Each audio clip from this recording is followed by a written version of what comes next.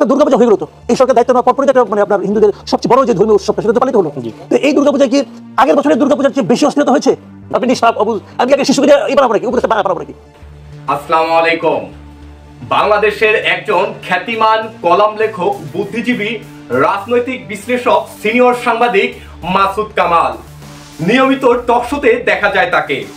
রাজপথে উত্তেজনা ও উত্তাপ নিয়ে সাম্প্রতিক কি বলছেন এই রাজনৈতিক বিশ্লেষক, বিস্তারিত থাকছে আজকের ভিডিওতে। প্রথমত দেখে নেই সাম্প্রতিক বিষয়ে ভারতকে নিয়ে কি মন্তব্য করলেন মাসুদ কামাল। ওনাকে গ্রেপ্তার করা হয়েছে রাষ্ট্রদ্রোহ মামলা হোক অথবা অন্য কোনো কারণেই হোক। সরকার তো বলছে রাষ্ট্রদ্রোহ মামলা। বিএনপির এক নেতা জাতীয় পতাকা অবমাননার জন্য করেছিল, তাকে পরে আবার দেখলাম বিএনপি তাকে বহিষ্কার করলো দল থেকে। একটা দুর্গাপূজা হয়ে গেল তো এই সরকার দায়িত্ব নেওয়ার পরপরই একটা মানে আপনার হিন্দুদের সবচেয়ে বড় যে ধর্মীয় উৎসবটা সেটা তো পালিত হলো। তো এই দুর্গাপূজায় কি আগের বছরের দুর্গাপূজার চেয়ে বেশি অস্থিরতা হয়েছে? আমি যদি তুলনা করি আমি তো বলবো গত কয়েক বছরের তুলনায় এবারে দুর্গাপূজা সবচেয়ে শান্তিপূর্ণ হয়েছে। এটা আমরা একজনকে বলেছিলাম, সে আবার বলতেছে কি এবার তো প্রচুর পুলিশ প্রহারা হয়েছে, পুলিশ প্রহারা প্রয়োজন হলো কেন? এটাও দোষ। এই মুহূর্তে আওয়ামী লীগ এই দেশের মানুষকে অথবা তার প্রতিবেশী দেশ বলি অথবা আমেরিকাই বলি যাকেই বলি ওদেরকে দেখানোর মতো তাদের কাছে কি আছে? বলছিল কি এক কোন জঙ্গিকে নাকি ছেড়ে দিছে। আচ্ছা ছেড়ে দিছে, তারপরে কি বাংলাদেশে দু একটা জঙ্গি অ্যাটাক হয়েছে? জঙ্গি অ্যাটাক বাংলাদেশে যা কিছু হওয়ার আওয়ামী লীগ আমলে হয়েছে। তাহলে কি হলো? কি বলবে বাংলাদেশে কি আওয়ামী লীগ চলে যাওয়ার পর অর্থনৈতিক অবস্থা মানে ব্যাংকগুলিকে আবার ফাঁকা হয়ে যাচ্ছে? যাচ্ছে না, কি বলবেটা কি? একটা কিছু বলা তো লাগবে। এখন এটা বলার জন্য একটা ইস্যু বের করছে, দলবদ্ধ অ্যাটাক কোথায় হয়েছে বলেন তো আপনি আমাকে? অনেক হুজুরের অ্যারেস্ট হয়েছে, এগুলো তো অন্যায় হয়েছে না? এই অন্যায়গুলি ব্যাপারে ইন্ডিয়াতে বিবৃতি দেয় না কেন ভাই? কিন্তু আমরা তো জানি ইন্ডিয়া পৃথিবীর বৃহত্তম গণতান্ত্রিক দেশ, যে দেশটাকে ধর্মনিরপেক্ষ।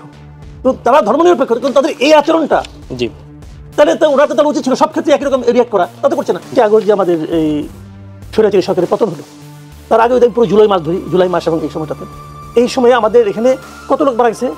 2000 লোক, কম বেশি ধরেন 2000 অথবা 1800 এরকম মারা গেছে। অ্যাকুরেট ফিগারটা তো আমাদের বাড়ছে, ক্রমাগত আসছে। এই যে লোকগুলি মারা গেছে কাদের হাতে মারা গেছে? পুলিশ অথবা আওয়ামী লীগ অথবা যুবলীগ অথবা ছাত্রলীগ, এদের হাতে মারা গেছে। তখন এটা নিয়ে ইন্ডিয়াকে কোনো বিবৃতি দেখছে, তখন তারা বলছে এটা বাংলাদেশের অভ্যন্তরীণ বিষয়। এখন যেটা হচ্ছে সেটা আমাদের অভ্যন্তরীণ বিষয় না। আপনি আমাকে এই কথা জবাব দেন না ভাই। 2000 লোক মরে গেল, আমাদের অভ্যন্তরীণ বিষয় আপনি কিছু বলবেন না। এখন তো মরে নাই করে ভাই, এখন লোক অ্যারেস্ট করতে পারবে না রাষ্ট্র। তারা ইন্ডিয়াকে শেখ হাসিনাকে এবং নানাভাবে তার দলকে ফেরত আনতে চায়। কুমিল্লায় দুর্গার হাতে কোরআন শরীফ কে দিয়েছিল? কোন আমলে হয়েছিল এটা ভাই? আওয়ামী লীগ আমলে হয়েছিল। আমার পাশে বাড়ি হিন্দু, ওরা তো বন্ধুই, ছোটবেলা একসাথে খেলছি ভাই। পলিটিক্যাল লিডারে কি বলবে না বলবে কিছু যায় আসে আমার। চ্যানেলটি এখনো সাবস্ক্রাইব করে না থাকলে সাবস্ক্রাইব করে বেল বাটনে ক্লিক করে পাশে থাকবেন। এদিকে তীব্র সংকট ও ষড়যন্ত্রের মুখে অন্তর্বর্তীকালীন সরকার। এই অন্তর্বর্তী সরকারকে নিয়ে কি মন্তব্য করলেন মাসুদ কামাল? যে একটা রাজনৈতিক শক্তি 15 বছর দেশে ছিল এবং তারা কেবল রাজনৈতিক শক্তি না, তারা অরাজনৈতিক শক্তি। তারা তাদের ইচ্ছা মতো পুরো দেশ চালিয়েছে, তাদের ইচ্ছা মতো দখল করেছে এবং তাদের সেই দখলে সাহায্য করেছে ছাত্রলীগ নামক সংগঠন, যেটাকে এখন নিষিদ্ধ করা হয়েছে। যুবলীগ ছিল, স্বেচ্ছাসেবক লীগ ছিল, অনেক কিছু ছিল। তো আপনি ছাত্রলীগকে নিষিদ্ধ করেছেন, শেখ হাসিনা তার মানে পারিষদ নিয়ে পালিয়ে গেছে, এগুলি সব বাস্তবতা। তারপরেও ওই লোকগুলি কি একদমই নাই? আচ্ছা, ছাত্রলীগের লোকজন কি একদমই নাই? আছে তো। একজন ছাত্রলীগের একজন কর্মী এবং একজন ছাত্র দলের কর্মী আর একজন নিরীহ ছাত্র পাশাপাশি দাঁড় করে আপনি পার্থক্য বুঝবেন না? বুঝবেন না। ষড়যন্ত্র হচ্ছে, আমি ঠিক, আমি এটাকে অস্বীকার করি না।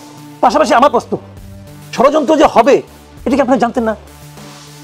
আপনারা যখন দায়িত্ব নিয়েছেন আপনারা কি এটা ভেবেছিলেন যে আমি দায়িত্ব নেওয়ার সঙ্গে সঙ্গে আওয়ামী লীগের যাতে এতদিন যারা আওয়ামী লীগের সুবিধাভোগী ছিল সবাই আমাদেরকে হেল্প করবে? আপনারা কি এরকম ভেবেছিলেন? আর আপনি তো বলেন আমি বুঝতে পাই না ভাই। অবুঝ নিষ্পাপ করে আমার দরকার নাই। আমি অবুঝ লোককে তো আমি শাসন ক্ষমতা দেখতে চাই না। আপনি লোক ভালো ভাই, কোনো সন্দেহ নাই। আপনি নিষ্পাপ অবুঝ, আমি আগে শিশুকে দিয়ে এই বানাবো নাকি, উপদেশটা বানাবো নাকি? আমার তো দরকার নেই রে ভাই। আমার বুঝবার লোক দরকার, আমার চালাক চতুর লোক দরকার, যে নাকি বুঝতে পারবে যে কখন কি হচ্ছে।